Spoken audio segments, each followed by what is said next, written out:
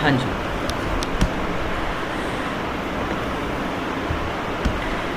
तो ध्यान देंगे सभी, अभी तक आपकी 9 क्लासेस कंप्लीट हो चुकी थी।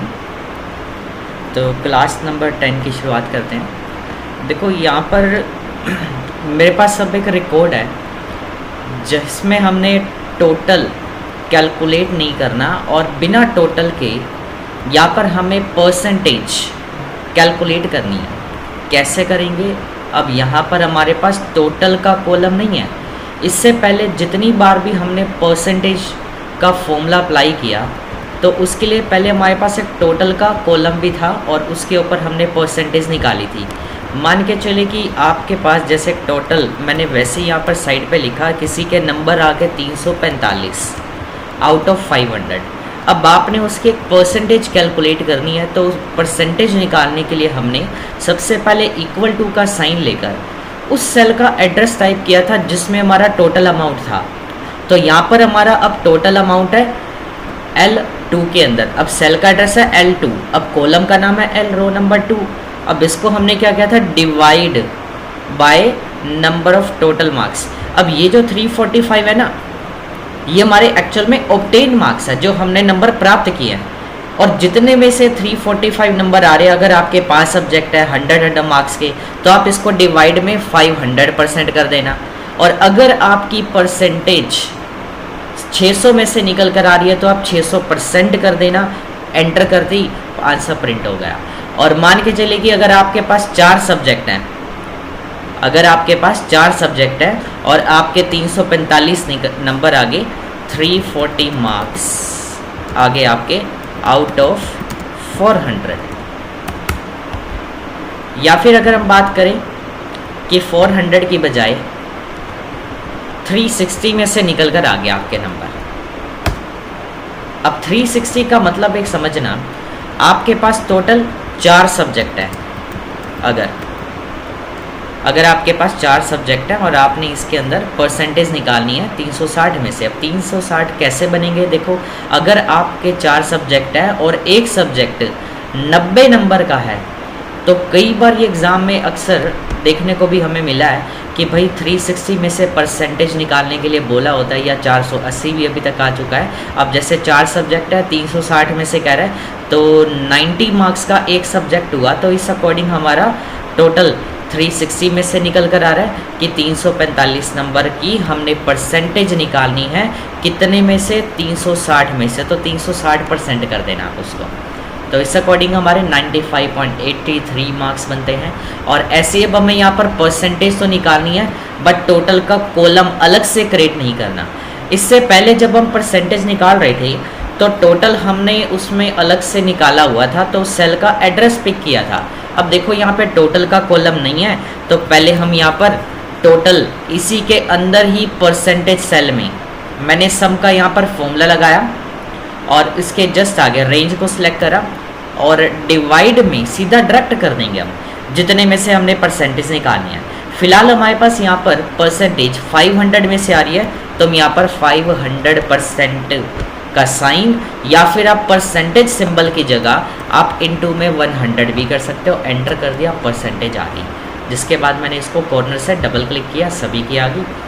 नेक्स्ट आता है एक लार्ज या स्मॉल फंक्शन। जैसे आपने पीछे पढ़ा था एक मैक्सिमम या मिनिमम का फॉर्मूला। अब एक होता है मैक्स, एक होता है मिन। दोनों में डिफरेंस क्या होता है? Maximum for highest and minimum for lowest. अगर आपने किसी भी गिवन रेंज में से, किसी भी एक स्पेसिफिक रेंज में से, अगर आपको चेक करके देखना हो कि इनमें से सबसे बड़ी या सबसे छोटी, यानी सबसे छोटी वाली वैल्यू कौन सी है, तो ऐसे में हम क्वेश्चन में अगर ये चीज़ें पूछ ली जाए तो हम मैक्स या मिन फंक्शन का यूज़ करेंगे। बट अगर क्वेश्चन में ये कह रहा है ना कि भाई find the largest value in a set of range या फाइंड द मैक्सिमम, ध्यान रखना मैंने यहाँ पर क्या क्या चीज़ें बताई आपको। अगर आपको क्वेश्चन में कभी भी ये कह देता कि फाइंड द मैक्सिमम, या मैक्सिमम की जगह अगर आ जाए लिखा हुआ पॉइंट में हाईएस्ट, या फिर आ जाए लार्जेस्ट, तो इट मीन्स क्या होगा कि इन सभी का मतलब मैक्स फंक्शन के थ्रू आपने कैलकुलेशन करनी है। और अगर आपसे बोला गया कि find the smallest number, smallest की जगह मिनिमम अमाउंट कह दे कि फाइंड करना है, या फिर लोएस्ट वैल्यू कह दे कि फाइंड द लोएस्ट, तो इन सभी का मतलब आपको मिन फंक्शन का यूज़ करना है। और अगर क्वेश्चन में कभी भी ये लिखा हुआ आ जाए कि find the second largest value, अब देखो इसके अंदर कंडीशन लगा दी मैंने, second largest value find out करनी है हमें, तो कैसे करेंगे? हेडिंग का नाम भले ही आप लार्ज लिख सकते हो कि अगर क्वेश्चन में बोल रखा है तो, या खाली सेकंड लार्जेस्ट लिख देना। इसके बाद अब आपको क्या करना है कि जब भी इसका की कंडीशन भी सेट करने की आपको दूसरे नंबर पे सबसे बड़ी वैल्यू कौन सी है सब्जेक्ट्स में, या तीसरे नंबर पे, चौथे नंबर पे, तब हम लार्ज का यूज़ करेंगे विद कंडीशन। अगर आपको बिना किसी कंडीशन के कहता है कि फाइंड द लार्जेस्ट वैल्यू या स्मॉलेस्ट वैल्यू, तो हम लार्ज या स्मॉल में ऐसे केसेस में मैक्स या मिन फंक्शन का यूज़ करेंगे। सो फिलहाल मैंने यहाँ पे लार्ज फंक्शन लगाया। इसके बाद अब मैंने रेंज को सिलेक्ट किया पहले, देन कोमा में 2 लिख दिया, 2 फॉर सेकेंड लार्जेस्ट वैल्यू, और अगर आपको थर्ड लार्जेस्ट बोला गया तो आगे 3 लगा के आप एंटर या टैब दबा सकते हैं। यहाँ पर इसने दिखा दिया। अब देखो सबसे बड़ी अमाउंट इसकी कितनी थी 87, सबसे ज़्यादा इसके नंबर राम के 87 आए, पर सेकंड इसमें सेकंड लार्जेस्ट वैल्यू 67 थी तो यहाँ पर 67 आ गया। ऐसे ही अगर हमें यहाँ पर चेक करना हो कि सबसे छोटी वैल्यू कौन सी है दूसरे या तीसरे नंबर पे, तो इक्वल टू स्मॉल लिखकर आप पहले रेंज को सिलेक्ट करेंगे, देन फिर कोमा लगा के अगर आप देखना चाह रहे हैं कि सेकंड नंबर पे सबसे छोटी कौन सी है तो कोमा में 2 लगा के एंटर कर देना, दिखा देगा। क्योंकि सबसे छोटी देखो 54 है, और 54 के बाद सेकंड नंबर पे सबसे छोटी वैल्यू हमारी 56 आती है, और उसके बाद फिर 65 है, फिर 67, देन लास्ट में 87।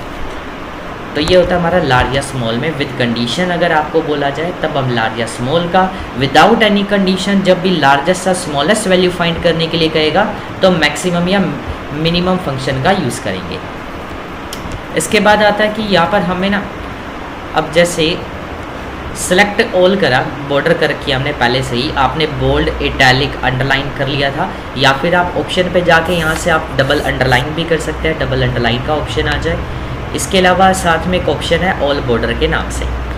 अब आप ऑप्शन पे जाके एक तो ऑल बॉर्डर का यूज़ कर दें। अब इस ऑप्शन के अलावा भी कुछ और भी फॉर्मेट होते हैं बॉर्डर साइज़ के, कि अगर बाय चांस आपको कह दिया जाए कि apply thick border, apply the thick border around of table, यानी आपको क्या करना है टेबल के अराउंड में, ठीक है, आउटसाइड एरिया पे, यानी कि एक बॉर्डर देनी है, बट किस टाइप की देनी है, थिक टाइप। फॉर एग्जांपल जैसे मैंने यहाँ पर पहले एक एरिया सेलेक्ट किया, पहले मैंने इसको सिंपल एक बॉर्डर दे दी, सिलेक्शन हटा के दिखा रहा हूँ, देख सकते हैं आप यहाँ पे एक सिंपल बॉर्डर है, और मैंने यहाँ पर 3-4 सेल्स और भी सिलेक्ट करे मैंने 2 जगह पर, यहाँ पर कुछ सिलेक्शंस करी, ठीक है, सेम ही पैटर्न में।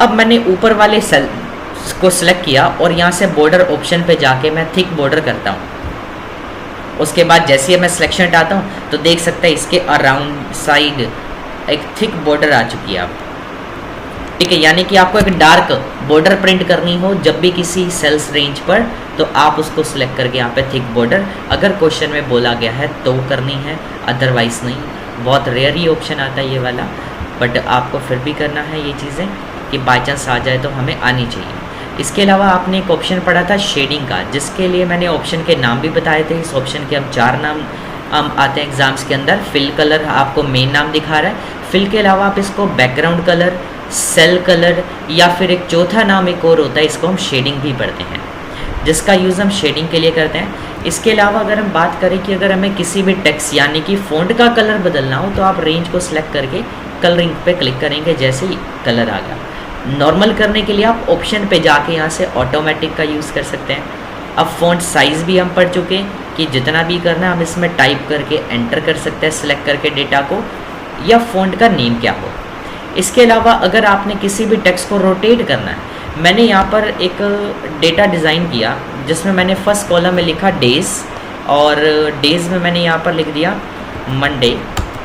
मंडे लिखने के बाद हमने इसको सिंपल अपने माउस की हेल्प से बिना किसी साथ में और कोई की प्रेस किए आप इसको सीधा डायरेक्ट अपने माउस की हेल्प से क्लिक दबा के जब नीचे ड्रैग करेंगे तो यहाँ पर बाकी के मंथ या डेज नेम अपने आप ही आ जाएंगे।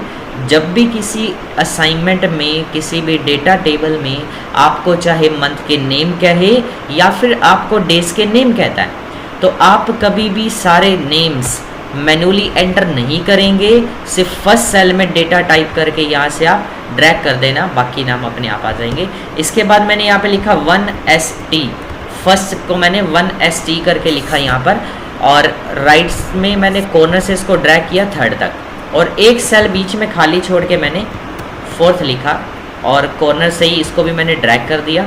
साथ में आप कोई की नहीं प्रेस करेंगे ड्रैग करने के टाइम पे अभी। और इसके बाद मैंने रेंज को सिलेक्ट करके यहाँ पे ऑप्शन पे जाकर ऑल बॉर्डर भी दे दी।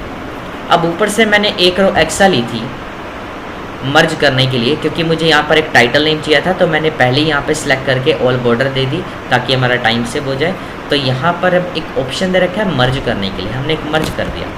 इसके बाद मैंने यहाँ पर लिखा result of 10th class, sorry हम यहाँ पर लिखेंगे टाइम टेबल। हमने यहाँ पर एक टाइम टेबल क्रिएट करना है। हमने यहाँ पर टेबल क्रिएट कर दिया, बोल्ड कर दिया, शेडिंग दे दी। इसके अलावा मैंने यहाँ पर इंग्लिश सब्जेक्ट का नाम लिखा, फिर हिंदी या मैथ्स, साइंस, इंग्लिश, बायो, और साथ के साथ मैंने इन सभी सेल्स को सिलेक्ट कर लिया क्लिक दबा के, और जिसके बाद मैं यहाँ पे इसको ना ड्रैग कर रहा हूँ। अब सेम आ गया कंटेंट।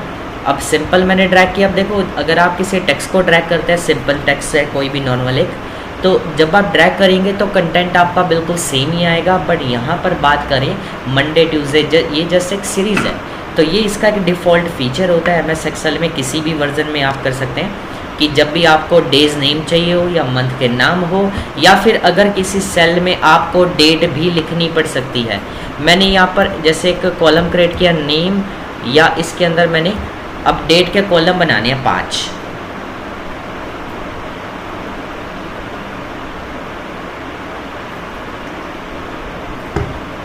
हाँ जी, तो यहाँ पर हमने अब देखो डेट का कॉलम क्रिएट करना है। अब मैंने यहाँ पर लिखा 1/1 एंटर कर दिया। जब भी आप किसी भी सेल में रैंडमली कहीं पे भी क्लिक करेंगे, जब भी कोई 2 डिजिट आप टाइप करेंगे, मैंने लिखा 1/2 एंटर किया, एंटर करते ही देखो डेट बन गई। अब 1 Feb। पर ये जो डेट फॉर्मेट होगा ना, एक चीज़ का खास ध्यान रखना, इसका वैसे कंप्लीट टॉपिक भी आएगा, हम आगे की क्लास में पढ़ेंगे कंप्लीट टॉपिक, और बहुत इंपॉर्टेंट है क्योंकि अगर वो टॉपिक नहीं किया तो हमारा डेट फॉर्मेट गलत हो सकता है, क्योंकि डेट के ऊपर कोई एक क्वेश्चन ही बहुत सारे क्वेश्चन बनकर आते हैं। तो ऐसे में हमें डेट की फॉर्मेटिंग बहुत अच्छे से आनी चाहिए। तो अभी थोड़ा सा सिलेबस जैसे ही और आपका कवर हो जाएगा और 3-4 क्लासेस में, तो उसके बाद मैं आपको थोड़ा सा पॉइंट वाइज आपको कंप्लीट कराऊंगा, जिसमें मैंने कुछ पॉइंट्स अभी टॉपिक टाइप करे हैं, और कि क्या क्या टॉपिक आएंगे आ सकते हैं आपके, या फिर इम्पोर्टेंट्स क्या है इसके अंदर, तो वो सभी चीज़ें हम इसमें डिटेलिंग में थोड़ा सा रिपीट करेंगे, और लास्ट में एक ओवरव्यू भी लेंगे। तो आगे आता है, अब जैसे मैंने यहाँ पर 1 Feb लिखा और राइट साइड में इसको मैंने जैसे ही ड्रैग किया तो डेट अपने आप ही आ जाएगी सिंपल ड्रैग करने पर। आगे यहाँ पर, और अगर आपको कभी भी सीरियल नंबर लिखना हो, एक में मैंने लिखा रोल नंबर, अब सीरियल नंबर में मैंने यहाँ पर लिखा 1 एंटर किया, टाइप होकर आ गया। इसके बाद अगर मैं इस वैल्यू को अगर ड्रैग करता हूँ तो देखो सारी वैल्यूज़ 1 ही आ रही है, पर हमें अगर यहाँ पर नेक्स्ट सेल में 2, 3, 4, 5, 6 चाहिए हो, तो आप एक काम ये कर सकते हैं कि नेक्स्ट सेल में 2 लिखकर आप इन दोनों सेल को एक साथ सेलेक्ट करो और कॉर्नर से नीचे ड्रैग कर दो, कितना भी वाइड लिया, कितनी भी रेंज आप इसमें इस तरीके से आप फिल कर सकते हैं डिटेल के लिए। सो मैंने यहाँ पर क्या किया, फर्स्ट सेल में 1 लिखा और नेक्स्ट में 2 लिखकर दोनों सेल्स को एक साथ पहले सेलेक्ट करेंगे और कॉर्नर से एक साथ ड्रैग करना है दोनों सेल को, क्योंकि अगर आप एक सिंगल सेल पे अगर क्लिक करके ड्रैग करेंगे दोनों में से किसी पे, तो जिस भी सेल से आप ड्रैग करना स्टार्ट करेंगे वही अमाउंट सेम टू सेम आ जाएगी यहाँ पर। और अगर आप चाहते हैं कि वैल्यू 1 पॉइंट इंक्रीज हो जाए, तो आप दोनों सेल्स वैल्यू को सिलेक्ट करके ड्रैग कर दो या फिर एक ऑप्शन और भी होता है कि वैल्यू तो हमने एक ही सेल में लिखी, अब मैं इसको अगर ड्रैग करूँगा ना तो अब ये 1 1 नहीं आएगी। अब देखो यहाँ पर वैल्यू हमारी अपग्रेड होकर आ रही है। अब इसके पीछे का लॉजिक क्या रीज़न है कि अब ये वैल्यू इंक्रीज होकर आ गई। अगर आप किसी भी सेल में कोई भी वैल्यू हो जाए, मैंने यहाँ पर 17 लिखा चाहे, अगर मैं इसको ड्रैग करूँगा तो 17 ही आएगा। अगर आप चाहते हैं कि नेक्स्ट सेल में 18 19 20 आ जाए या 1 को ड्रैग करने पर 2 3 4 ही आए, तो आप अपने कीबोर्ड से कंट्रोल बटन दबाएंगे, देन अब आप इसको ड्रैग करेंगे जब, तो देखो वैल्यू 1 पॉइंट इंक्रीज हो रही है। ड्रैग विद कंट्रोल बटन, यानी आपने अपने कीबोर्ड से कंट्रोल बटन को होल्ड करके रखना है, दबा के रखना है यानी कि, और साथ में माउस से सिंपल जैसे आप ड्रैग करते हैं वहाँ से आपने ड्रैग कर देना, तो वैल्यू प्लस होती जाएगी 1 पॉइंट। ध्यान रखना, जब आप कंट्रोल के साथ किसी भी सेल वैल्यू को ड्रैग करते हैं तो वैल्यू 1 पॉइंट इंक्रीज होती है। और अगर आप चाहते हैं वैल्यू 1 पॉइंट इंक्रीज नहीं करनी, डबल इंक्रीज करनी है, कि जितनी अमाउंट हमने लिखी, जैसे फर्स्ट सेल में लिखा मैंने 17, तो नेक्स्ट में हम चाहते हैं कि 34 आ जाए, तो नेक्स्ट में 34 लिखकर आप एक साथ ड्रैग करेंगे जब, तो देखो नेक्स्ट सेल में 17 का टेबल आ रहा है। आप कितना भी आप इसको ड्रैग कर सकते हैं। तो यहाँ पे कंप्लीट हमारे पास 17 का टेबल आ गया। या ऐसे ही कोई भी आपको टेबल जब भी चाहिए हो तो फर्स्ट और सेकंड डिजिट को टाइप करके एक साथ सेलेक्ट करेंगे, देन ड्रैग करेंगे। और काफ़ी बार असाइनमेंट्स में आपको देखने को भी मिल सकता है यहाँ पर कि रोल नंबर कुछ इस तरह के फॉर्मेट में दिया होता है कि फर्स्ट वैल्यू है 100, नेक्स्ट है 110, तो यहाँ पे 110 वैल्यू और नीचे क्वेश्चन मार्क के साइन भी लगे होते हैं कई बार। तो अब इसका मतलब तो यह है कि भाई क्वेश्चन मार्क जहाँ तक लगे हो ना, हमें नेक्स्ट उसी सेल तक यहाँ पर डिजिट्स को फिल करना है। अब फर्स्ट वैल्यू 100 है तो नेक्स्ट 110 है, तो यहाँ पे दोनों के बीच में कितने का डिफरेंस है, यानी कि हमें फाइंड नेक्स्ट वाली वैल्यूज फाइंड करनी है चारों। तो नेक्स्ट वैल्यू क्या होगी, अब दोनों के बीच का डिस्टेंस आपने चेक करना है।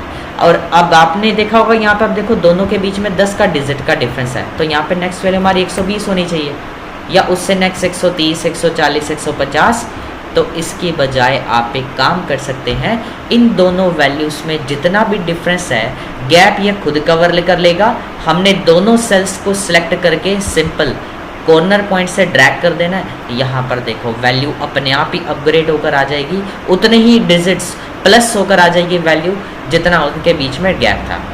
इसके बाद आता है यहाँ पर, अब ऊपर हमने अगर कभी भी सीरियल नंबर में अगर 1 के साथ में डॉट लगाना हो, अगर आपको किसी भी असाइनमेंट में न्यूमेरिकल वैल्यू के साथ में अगर फुल स्टॉप यानी कि डॉट लगाने के लिए कह दिया जाए तो एंटर करने पे एक्सेप्ट नहीं करता, या स्टार्टिंग में अगर 0 आ जाए, चाहे कितनी भी एंटर किया एक्सेप्ट नहीं करता। तो ऐसे में आपने क्या करना है, पहले तो आपने रेंज को सिलेक्ट करना है। जब रेंज सेलेक्ट हो जाए कि जहाँ से जहाँ तक आपने इस टाइप का कंटेंट फिल करना है, तो फिल सेलेक्ट करने के बाद यहाँ पर आपको ऊपर ऑप्शन मिलेगा जनरल के नाम से। तो यहाँ पे इसके जब आप एरो बटन पे क्लिक करेंगे, जनरल सेटिंग्स में जाकर थोड़ा सा नीचे स्क्रॉल डाउन करना और टेक्स्ट कर देना। यहाँ से मैंने इसको थोड़ा सा स्क्रॉल अप डाउन करके टेक्स्ट किया। और अब अगर मैं इसके अंदर मैं वैल्यू को डिलीट कर रहा हूँ डिलीट बटन से, और अब मैंने 1 लिख के डॉट लगाया, एंटर, 2 लिखा डॉट लगाया, या 3 लिखा डॉट, या 0001 0002 कितनी भी 0 या आप कुछ भी लगा सकते हैं। यानी कि कहने का मतलब है कि जैसा आप टाइप करेंगे वैसा हो जाएगा। और देखो यहाँ तक तो मैंने लिखा तो वैल्यू एक्सेप्ट कर ली जैसे मैंने टाइप करी, पर जैसे इसके नीचे वाले सेल में मैंने 0003 लिखा, एंटर करने पे एक्सेप्ट इसीलिए नहीं किया क्योंकि हमने सेटिंग जो चेंज करी थी, सेल की फॉर्मेटिंग बदली थी, वो सिर्फ इन 5 सेल्स पे किया था, इस छठे नंबर सेल पे नहीं किया था। यहाँ पर आप देख भी सकते हैं सेल पे क्लिक करने पे जनरल आ रहा है, जबकि इससे ऊपर वाले सभी सेल में आपको यहाँ पर टेक्स्ट ही देखने को मिलेगा। टेक्स्ट फॉर्मेट करने के बाद आप अपने सेल में कंटेंट कैसा मर्जी टाइप कर सकते हैं। ठीक है, नेक्स्ट आता है, अगर आपको सीरियल नंबर में या रोल नंबर में, कई बारी आपको रोल नंबर या सीरियल नंबर अगर रोमन में दे देता है कि भाई रोमन में 1 लिखो, ये तो हमने न्यूमेरिकल वैल्यू में लिखा है 1 2 3, हमें चाहिए रोमन फॉर्मेट में। तो रोमन में कैसे लिखते हैं, ABCD का आई लेटर जो होता है वो रोमन में 1 होता है, यानी कि आप अपने कीबोर्ड से कैपिटल लेटर में आई लिखते हैं, डबल आई लिखते हैं कैपिटल में, ट्रिपल आई, IV या V या VI, तो देख सकते हैं। तो इस तरह से हम कंटेंट लिखेंगे, रोल नंबर आ जाए या सीरियल नंबर आ जाए रोमन फॉर्मेट में, तो हम इस तरीके से लिखेंगे। इसके अलावा फिर आता है, 1 मिनट लूँगा बस।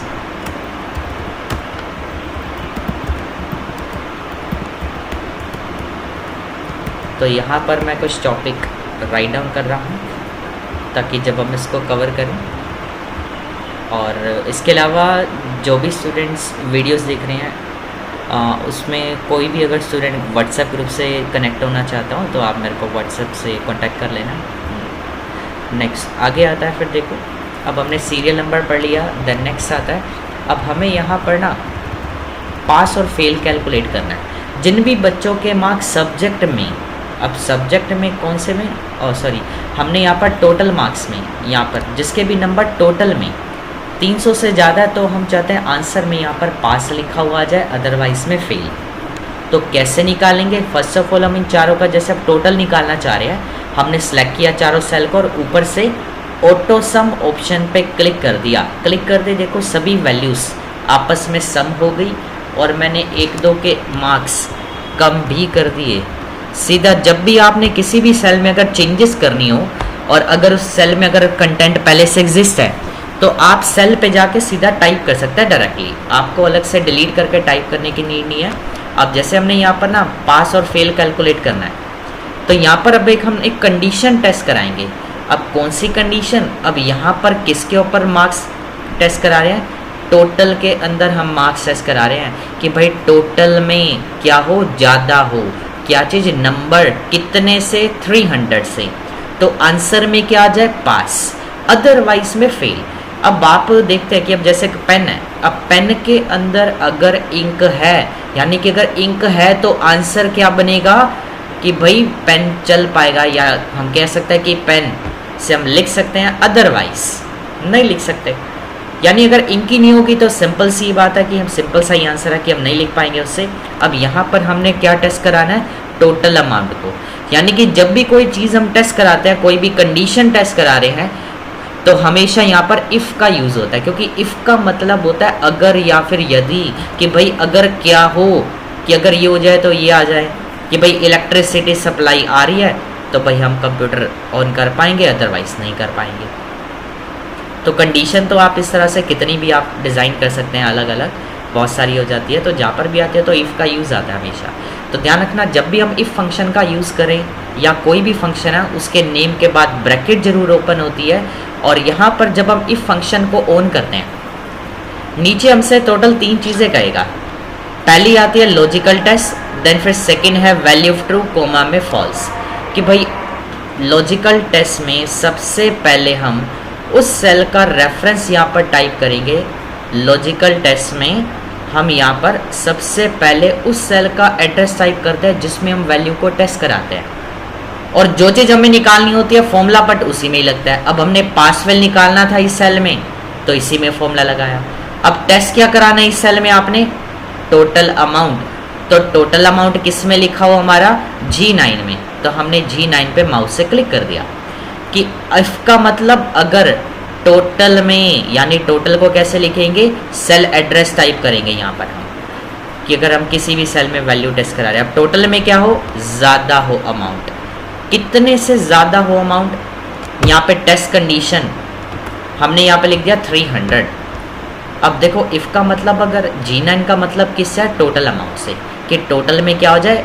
ज़्यादा हो अगर वैल्यू, कितने से सेट करनी है वैल्यू? ग्रेटर देन 300, कोमा लगा के। अब देखो लॉजिकल टेस्ट में सिर्फ इतना ही आता है, सेल का रेफरेंस जिसमें हमने वैल्यू को टेस्ट कराना है, और कितने से बड़ी हो वैल्यू, सिंबल लगा के, या फिर कितने से लेस है या इक्वल टू है। और इसके बाद क्राइटेरिया सेट करने में हमें यहाँ पर फिर वैल्यू भी तो बतानी पड़ेगी क्राइटेरिया के साथ साथ, कि कितने से बड़ी हो वैल्यू, या छोटी हो या इक्वल हो। और कोमा लगा के फिर दूसरे नंबर पे आता है वैल्यू फ्लो, कि भाई अगर हमने कोई कंडीशन टेस्ट कराई, कहीं पे भी अगर टेस्ट कराते हैं कंडीशन, और अगर वो कंडीशन टेस्ट कराने पे अमाउंट अगर ट्रू होती है, यानी कि अगर वैल्यू अगर उसको 300 से ज़्यादा मिल जाती है, कंडीशन ट्रू होने पर आंसर में क्या लिखा हुआ जाए? Value of true. तो वैल्यू अगर ट्रू होती है तो डबल कोट का साइन लगा के इन्वर्टेड कॉमर्स वाला, तो आप यहाँ पर लिख सकते हैं पास, दोनों साइड लगाएंगे। और बिना कोड के अगर आप यहाँ पे पास या फेल या कोई भी टेक्स्ट मैसेज प्रिंट कराओगे तो ध्यान रखना वो आंसर में प्रिंट नहीं करेगा। फिर कोमा लगा के अदरवाइज वैल्यू इफ फॉल्स, कि अगर कंडीशन फॉल्स हो जाए तो क्या हो जाए, ऑटोमेटिकली फेल। एंटर किया, आंसर आ गया। हमें सभी का चाहिए, कॉर्नर से डबल क्लिक कर दिया, सभी का आ गया। तो देखो हमने यहाँ पर क्या किया कि अगर मार्क्स टोटल में ज़्यादा है कितने से, 300 से, तो कोमा लगा के आंसर में क्या आ जाए, वैल्यू ट्रू होने पर पास लिखा हुआ आ जाए। और अगर कंडीशन फॉल्स होती है तो आंसर में क्या आ जाए, फेल हो जाए। एंटर दबा दें। और अब आप इस सेल को एडिट करना चाह रहे हैं, मैंने F2 या डबल क्लिक करा सेल एडिटिंग के लिए। और अगर आप लैपटॉप पे काम कर रहे हैं, आप में से कोई भी, और अगर आपके सिस्टम में F2 से एडिटिंग नहीं हो रही, जैसे मैंने अभी एंटर करा, F2 दबा रहा हूँ। अब यहाँ पर मैं जैसे ही F2 दबा रहा हूँ ना, देखो मेरे सिस्टम में यहाँ पर ब्राइटनेस कम हो रही है। ऊपर आप देख सकते हैं टॉप में कि ब्राइटनेस कम ज़्यादा हो रही है। या हो सकता है कि आपका ब्राइटनेस की जगह यहाँ पर साउंड का फीचर हो तो साउंड काम कर रही हो, या कोई और ऑप्शन आपके अगर कीबोर्ड में अगर F2 वाले बटन पे अगर कोई अनदर सिंबल बना हुआ है, तो ऐसे में कई बार हम किसी ऐसे बटन का यूज़ करते हैं कंप्यूटर में, और अगर वो काम नहीं कर रहा है तो आपके कीबोर्ड पे नीचे विंडो बटन यानी स्पेस बार के लेफ्ट में आपको एक FN के नाम से एक बटन मिलेगा। FN का मतलब होता है फंक्शन की। तो आपने अपने कीबोर्ड से सेल एडिटिंग करने के लिए, जैसे मैंने सेल पे क्लिक करा, अपने कीबोर्ड से फंक्शन के साथ मैं F2 बटन दबा रहा हूँ, तो जैसे ही प्रेस किया देखो सेल एडिटिंग होगी। क्योंकि आजकल कीबोर्ड्स मल्टीमीडिया आने लग गए हैं, तो एक ही बटन के मल्टीपर्पज़ से हम यूज़ करते हैं, दो दो तीन तीन तरह से। तो इसलिए यहाँ पर जो इसका सेकेंडरी पार्ट था, सेकेंडरी फीचर था, बटन का यूज़ था अलग से, तो वो फंक्शन बटन के साथ में काम करता है। ऐसे ही और भी काफ़ी सारी चीज़ें हो सकती हैं जो आपके सिस्टम में डायरेक्ट काम ना करके साथ में फंक्शन का भी हमें अलग से यूज़ करना पड़ता है। ऐसे ही अगर मैंने एडिटिंग तो कर ली, और अगर हमें यहाँ पे पास या फेल की जगह पर गुड या पुअर लिखना है, या फिर हम चाहते हैं पास फेल की जगह पे A या B आ जाए, तो आप A या B प्रिंट करा दो। अब हमने फर्स्ट में तो चेंजेस कर दिए और नीचे भी तो करना है, तो दोबारा से अपग्रेड करना पड़ेगा ड्रैग करके, तभी जाके होगा। अब हमने इसके अंदर चाहे कोई भी टेक्स्ट लिखना हो, पास फेल हो, ABCD हो, गुड पुअर हो, या हमने यहाँ पर नेम लिख दिया तो नाम प्रिंट करा सकते हो, ड्रैग कर दिया दोबारा से तो नेम आ जाएगा। यानी कहने का मतलब है जब भी आप कोई टेक्स्ट प्रिंट कराते हो तो डबल कोट में रखेंगे, कुछ भी प्रिंट करा सकते हो। और जैसे ही अगर आपने यहाँ पर जैसे अब कंडीशन वगैरह सेट तो कर दी, पर ऊपर डबल कोट के साइन अगर नहीं लगाए तो आप आंसर में देख सकते हैं यहाँ पर एरर आ जाएगा। इसके अलावा आप अगर कोई भी न्यूमेरिकल कंटेंट प्रिंट करा रहे हो इफ़ कंडीशन के थ्रू कि 1 या 0 लिखी हुई आ जाए, तो सीधा विदाउट एनी कोट आपने टाइप करना है। ध्यान रखना एक चीज़ का कि जब भी न्यूमेरिकल कंटेंट आप प्रिंट कराते हैं इफ़ के थ्रू, तो आपने ऊपर से अलग से डबल कोट का साइन नहीं लेना, विदाउट कोट लेंगे और ड्रैग कर देंगे। तो यहाँ पर आप देख सकते हैं कि अगर टोटल में 300 से बड़ी है वैल्यू तो 1 लिखा हुआ आ जाए, वरना 0 आ जाए। चाहे आप अमाउंट इसके अंदर इफ़ कंडीशन के थ्रू चाहे कितनी भी प्रिंट करा सकते हैं, 1 या 0 हमने यहाँ पर लिया। या फिर अगर आप ऐसा कराने चाह रहे हैं कि ग्रेड 1 ग्रेड 0, अगर आपका टेक्स्ट जो भी आपने प्रिंट कराना है तो यहाँ पे आप डबल कोट में ही रखेंगे।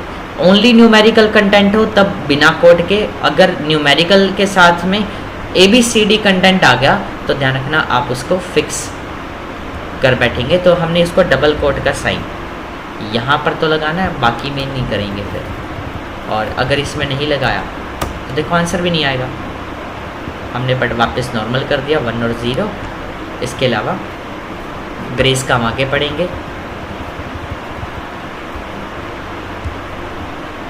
आगे आता है हमारा कि अगर हमने किसी भी कॉलम में, जैसे भी यहाँ पे हमने परसेंटेज तो निकाल दी, हम चाहते हैं इसके अंदर परसेंटेज कॉलम में पॉइंट के बाद की जो वैल्यू है ना वो हमें रिमूव करनी है। तो रिमूव करने के लिए हमारे पास एक ऑप्शन दे रखा है यहाँ पर, टू इंक्रीज़ और डिक्रीज़। यहाँ पर मैं क्या कहता हूँ, यहाँ पर हमने जैसे यहाँ पर पॉइंट के बाद में इंक्रीज़ या डिक्रीज़ करनी अमाउंट, तो कैसे करेंगे, आप रेंज को सिलेक्ट करके यहाँ पे आपको 2 ऑप्शन मिलेंगे। एक होता है डिक्रीज़ डेसिमल, क्लिक करा हटा दिया। अगर क्वेश्चन में कभी भी लिखा हुआ आ जाए ना कि राउंड ऑफ द वैल्यूज़ या राउंड फिगर में या 0 डेसिमल में, तो आपने उस रेंज को सिलेक्ट करके पॉइंट के बाद की वैल्यूज़ को यहाँ से हटा देना है। और अगर अप्लाई करने के लिए दे रखा है तो यहाँ पे इंक्रीज डेसिमल पे जाकर आप कितनी भी इसमें डेसिमल अमाउंट सेट कर सकते हैं। जैसे रिसेंटली अभी 2-3 महीने पहले एक एग्ज़ाम था किसी का CPT का एक डिपार्टमेंट में, तो वहाँ पर 3 डेसिमल दे रखा था और हमने यहाँ पर हटा दिया। इसके बाद अगर आपको कोई भी एक डेटा दे दिया जाए जिसमें काफ़ी सारे हमारे पास अमाउंट है, मैंने यहाँ पे कुछ एक अमाउंट का कॉलम क्रिएट करा और हमें यहाँ पर इसके अंदर डॉलर्स के साइन भी लगाने या कोमास भी लगाने हैं। अब देखो कोमा स्टाइल अप्लाई करने के लिए आपको यहाँ पे एक 1000 सेपरेटर का फीचर मिलेगा। कई बार क्वेश्चन में कोमा अप्लाई करने के लिए जो वर्डिंग यूज़ की जाती है वो कहता है कि भाई 1000 सेपरेटर कि calculate the values using 1000 separator. तो नीचे इसके डेफिनेशन में भी आप अगर चेक करेंगे कि 1000 सेपरेटर लिखा हुआ आएगा, display the value of the cell with the 1000 separator. तो क्लिक करते देखो कोमास अपने आप लगकर आ गया, हमने मैनुअली कोमास नहीं लगाने की एक एक वैल्यू के बाद में ऐसे।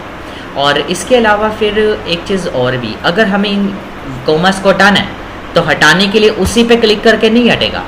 अब ऊपर देखो हमने क्या करा, यहाँ पर सेल का फॉर्मेट बदल दिया। तो सेल का जो फॉर्मेट है ना डिफ़ॉल्ट होता है जनरल, तो यहाँ से आप ऑप्शन पे जाके जनरल कर सकते हैं। और अगर आप चाहते हैं कि इसके अंदर करेंसी सिंबल अप्लाई करना है तो यहाँ पे आपको करेंसी सिंबल मिल जाएगा अकाउंटिंग फॉर्मेट के नाम से। फिलहाल यहाँ पे रुपीज़ का सिंबल आ रहा है, हमें चाहिए डॉलर का, तो क्लिक करेंगे। हटाने के लिए फिर से आप जनरल सेटिंग का यूज़ करके नॉर्मल कर सकते हैं इसको फिर।